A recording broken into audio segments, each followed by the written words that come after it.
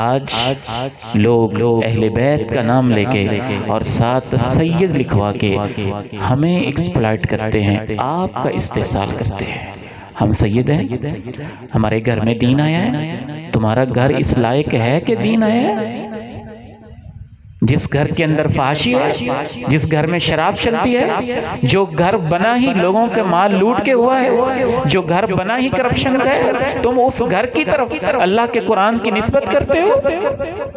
تمہارے گھر کس لائق ہیں کہ ان میں دین آیا ہے؟ یہ مدینے والے وہ گھر تھے جہاں صبح و شام کھجور پہ گزارا ہوتا تھا، اور جہاں ماں عائشہ رہتی تھی، اور جہاں جبریل نازل ہوتے تھے، ان میں دین آیا ہے، وہاں دین آیا ہے۔